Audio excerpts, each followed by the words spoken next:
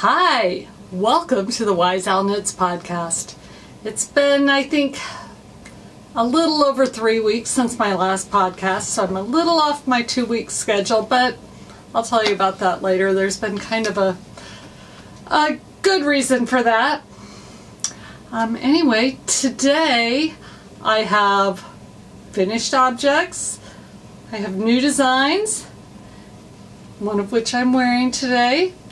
This is my beads sweater or tee, and it is raglan shaping, top down, and the color work is all slip stitches rather than stranded color work, so it's really kind of fun. I haven't done slip stitch for quite a while, so I've been really having fun with it.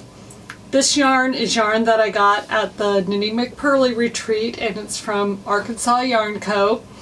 I was vending at the retreat right in between Arkansas Yarn Co. and Mystery Mouse Yarns, so I had a hard time not bringing home some of each of their yarns, and I did bring home some of each. But anyway, this sweater is knit in Arkansas Yarn Co.'s Yummy base, and it's fingering weight. The green is their Yummy Sparkle, and it's called Fresh Leaves, and the pink and white variegated is called a Peony for Your Thoughts. And it does not have sparkles, but the green has just enough sparkle. I'm not really a sparkle person, but the more I looked at it, the more I wanted to bring it home with me. So I got 2 skeins of the green and 1 skein of the Peony for Your Thoughts, and had this much of the green left over. So if you're my size, which is like a 34-inch bust, you can do it with 2 skeins. I think I'll probably do another version, maybe using mini skeins, so each of these lines of beads are different colors. But anyway, I'm working on writing up the pattern for this and getting it all graded into the different sizes, and then off to testing. So I want to get that done fairly quickly because this is more of a summer sweater, and I'd like to get it out this summer rather than in the fall. So it has kind of jumped ahead of my Doodles sweater. Doodles is just, it's almost finished knitting. I'm on the sleeves, but I have a little more knitting to do, and then I need to get that one written up too. And I've got 3 or 4 more designs in my head that I want to make. They just haven't started the knitting or the writing yet. So anyway, the bead sweater with yarn from AYC. And I'll stand up. I did not alternate my 2 skeins until I was about halfway through the body, and I probably should have. As with any hand-dyed yarn, they're always going to be a tiny bit different, but if you've got more than 1 skein, do helical knitting or knit 2 rows, 2 rounds of one and 2 rounds of another, and just alternate throughout your knitting so that you don't have a spot where there's a big line. And I don't have really a big line, but I can tell where I switch from one to the other. I don't know that it's super noticeable to other people, but I can tell. So, you know, my bad. I knew better, but I just didn't do it. So, anyway, that's what I'm wearing, and it's a new design, and it's an FO. I've got another new design that I've got several FOs, and that's the Burgeon Cowl. And I showed you this one last week. This is the top. And this is knit in U and Dye. The colorway is a Real Gem. It's dyed by Liz Clement, and she is not currently dyeing, but hopefully she'll dye again in the future. So that was version 1. Then I did a second version with a sock set from Arkansas Yarn Co. I'm going to just flip this one on real quick so you can kind of see how it goes with the stripes. But it was a sock set, so the lavender is the main color and the turquoise is the contrasting color, which you might use for the heels and toes if you were making socks. But I just felt like this cowl was a nice way to use some of those sock sets that you have that you may not want to use for socks, but you can use in a cowl. This cowl, the Burgeon Cowl, is a lace pattern, but it's a really easily memorizable lace pattern, and I think not too hard even for adventurous beginners. It does have an I-cord cast on and an I-cord bind off. So in the pattern I've included a tutorial for the bind off. I need to record a tutorial for the cast on, but that will be included in the pattern too. I just have not ever done an I-cord cast on tutorial, and all my tutorials are on a different channel. They're on a channel, my other channel is called Knitwise. So I by no means have every technique there, but as I do designs, if there's something that's a little bit different, I'll record a tutorial and put it there, and then have a link on the pattern so that if you're not sure how to do it, there's a quick and easy way to find out how to do it. So that was version 2 of the Burgeon Cowl. And then I thought, well, this is also a good pattern for mini skein sets. So I did this version in a set that I had from Sweet Mountain Crafts, and the set is called Let's Go Camping, and it came with this cute bag from Delightful Works. I got it, I believe, last summer, and it's just been sitting here waiting to become something, and this is what it has become. So I'll flip this one on real quick too.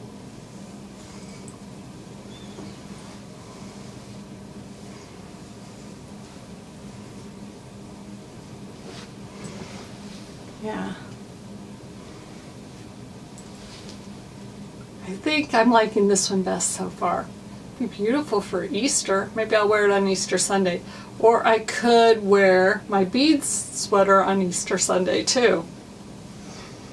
I don't have, I just saw strings as I was taking that off.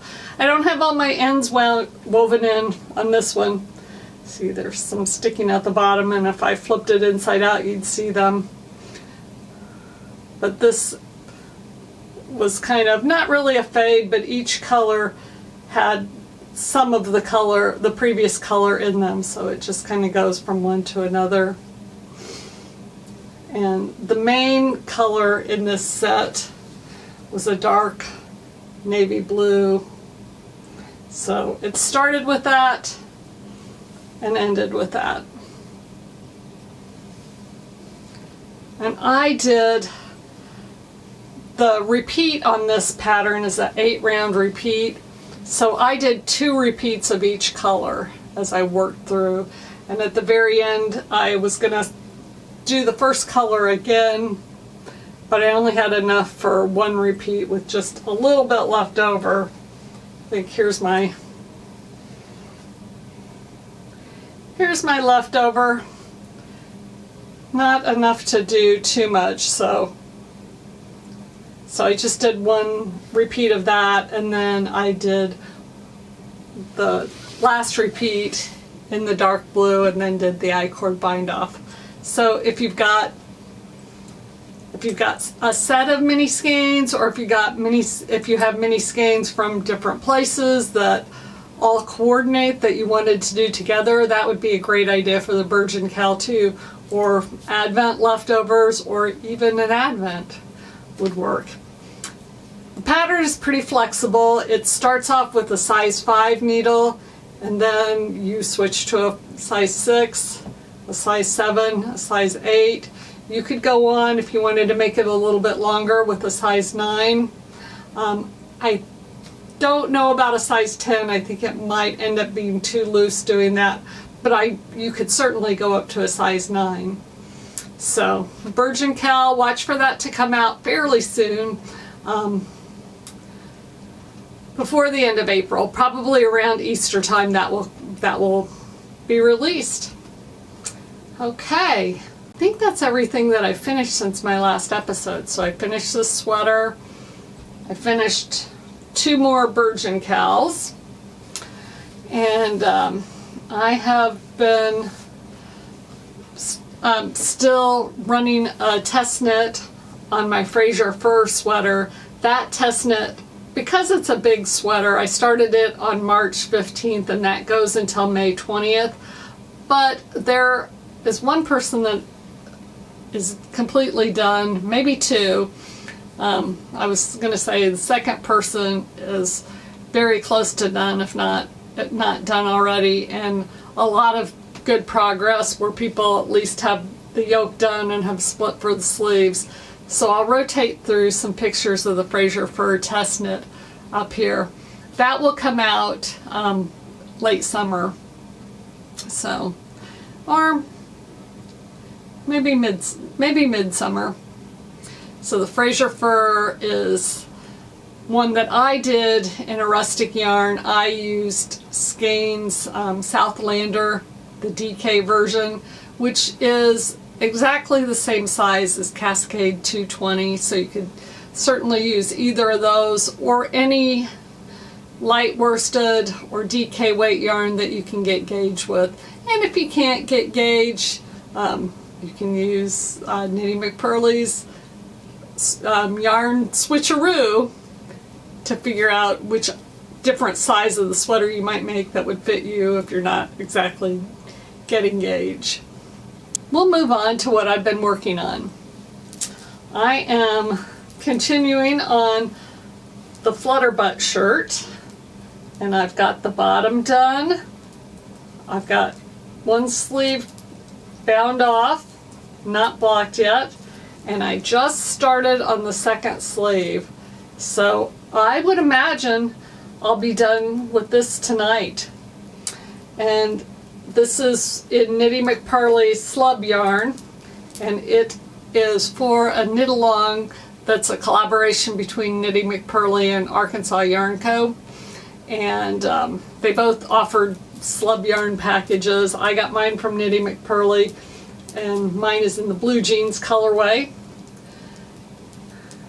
Part of the knit along is that you have to take a glamour shot, not really a glamour shot, but a shot of yourself in the sweater, styled, you know, not just over your sweatpants, but you know, dress up a little bit, go outside, take a picture, smile, make it look a little bit fancy, and then send it in. And that knit along is over the day before Easter, which is April 19th. So I'll be done in time. Hopefully I'll get my pictures taken in time. We haven't had great weather for picture taking lately because we have had a ton of rain, a little bit of flooding, not tons of flooding where I'm at, but south of Indianapolis there's a lot of flooding, and also in Kentucky and Tennessee and other areas of the country too. But you know, I've just been really paying attention to my area. That being said, it's been a difficult time to go outside and take pictures of knitting just because it's been so wet and muddy, and for me, my hair grows when it's really wet out, and so I usually don't love how it looks. I've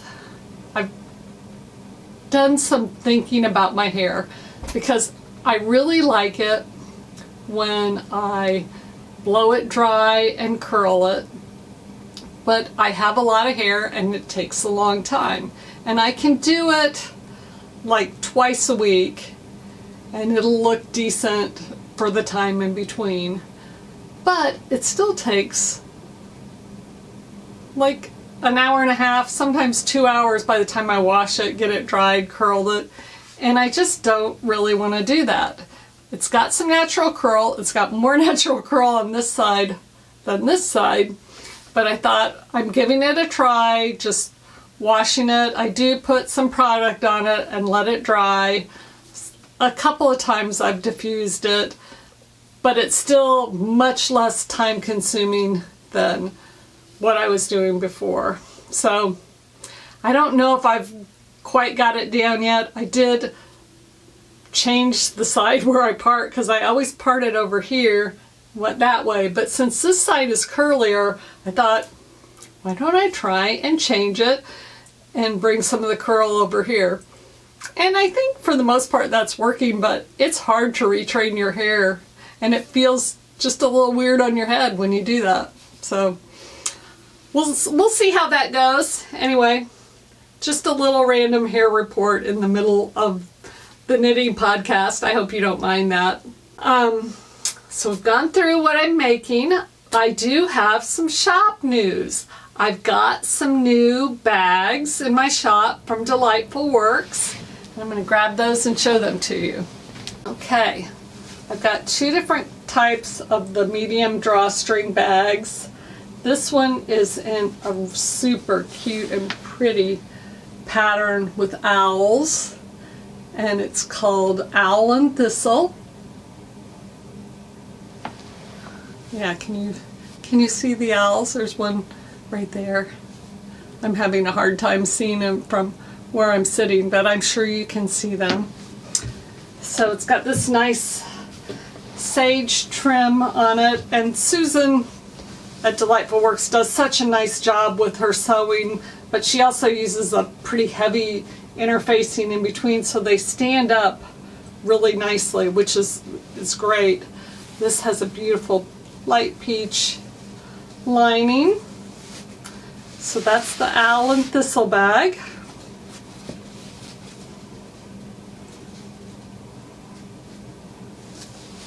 And then I've got a second pattern, and this one I'm calling Owl Gathering. And again, it's a drawstring bag. It's got more of a lime green contrasting color for the top and the bottom, and the inside is this pretty pink, and it's got just a subtle pattern on it. The subtle pink does. So kind of some floral curly Q kind of pattern for the lining. And along with this, I've also got some zipper pouches, which are great for notion bags or for a little wallet. She did some of those for the Knitting McPurley retreat, and that was in our goodie bag. So I have this one in her retreat fabric. So I've got this and this, and you can buy either one separately, or you can also buy it as a bundle where you get the pouch and the bag, and then you also get Jeannie the Wise Owl pattern along with it. So if you're into owls like me, you might want to grab yourself one of these bags. Or even if you're not into owls, they're super cute. So those are available on the Wise Owl Knits website right now. Go check them out. I've still got all my Emma Ball bags and note cards and just lots of fun things. I've got some enamel pins over there too, so go take a look. This is episode 48 for me, so coming up on a milestone episode. And because of that, I've decided that I will do a giveaway during episode 50. But anybody who comments on today's video or the next on episode 49's video will be all in. Your name will go in for the drawing. If you make any purchases in my shop, you'll get 2 entries for those. So anything between today, which is April the 8th, and whatever day I do my episode 50, so hopefully in about a month, but it might be just a little bit longer than that, then you'll get 2 entries for everything that for every transaction you do in the shop. So this will be the prize. It's another bag from Susan, and this is a bucket bag. So the bottom is this rounded, and this cute owl fabric. Pinks and blues and grays with the gray bottom and these great handles. This is one of my favorite styles of bags. It's good for around the house knitting that you don't need to close up, but still contains everything, so it's all there when you need it. So this drawing, again, you need to comment either on this video, my next episode, so this is episode 48, episode 49, and then the drawing will be for episode 50. So that's the new bags and my prize, my milestone prize for episode 50. I'm going to move on to a little bit of life stuff, so if you were just here for the knitting and aren't really interested in what's going on in my life, that's just fine, but this will be just a little short section. Just had a birthday, beginning of April, and I am of the age where I can apply for Medicare. I could apply for Social Security, but I'm not doing that yet. But I have been exploring my Medicare options, and I'm working on that. I am planning on retiring the end of June, which I know I have mentioned before, but once I retire, then I'm going to work on my knitting business full time rather than evenings and weekends. So that is something I am personally really looking forward to. It's something that I've been wanting to do for quite a while, and this is my opportunity. At the same time, my husband's not retiring quite yet, though he has said he'll slow down and maybe use some of his vacation time. And the reason for that is we've always been campers, and we haven't ever had a travel trailer, but we've had 3 different motorhomes as the kids were growing up, and then when they got into high school and things were just so busy, we ended up selling our last one, and we haven't had one since, haven't had any kind of an RV since.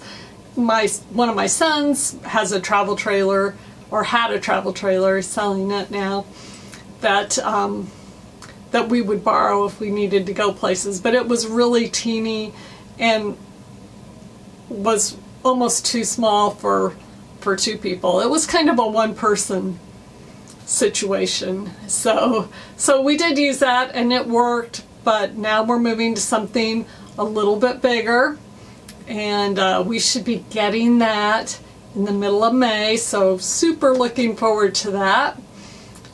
We've been just gathering all the stuff that we need, and a lot of stuff we had, but there's a lot of stuff that maybe we used to have that we had to get again.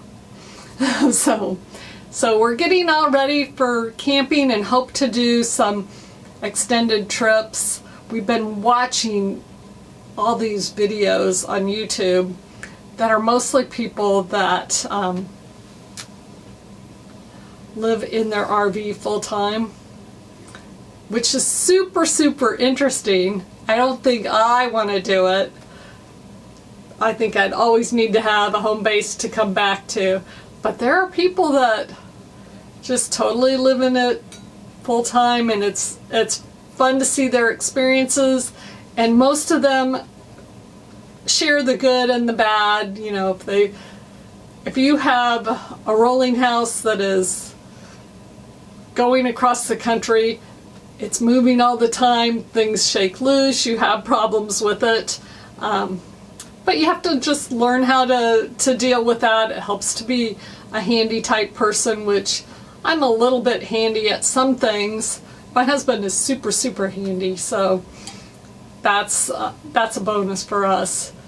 We don't have to always take things to a shop to get them fixed. We can do a lot of that ourselves. So anyway, looking forward to that new chapter in our lives, and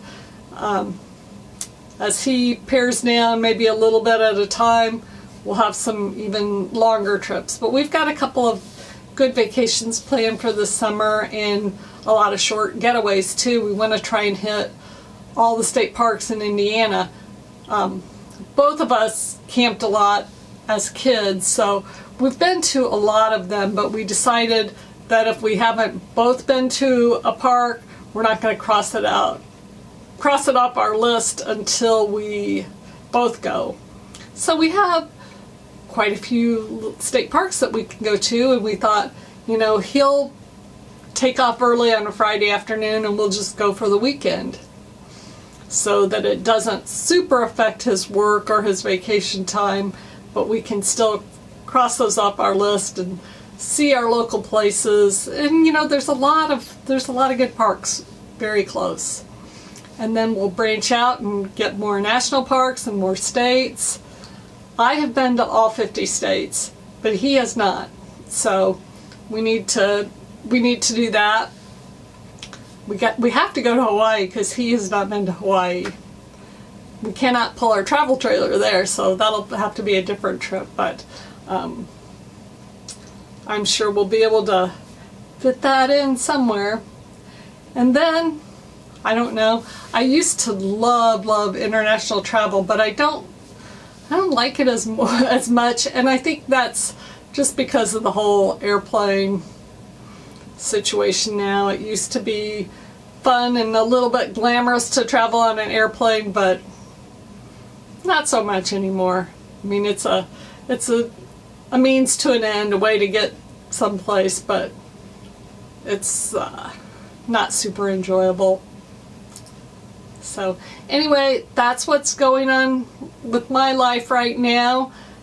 It is spring here in Indianapolis, which brings a lot of rain, but also brings a lot of flowers, and we're starting to see the wildlife too. I've got my coffee and my Wise Owl Knits Yeti.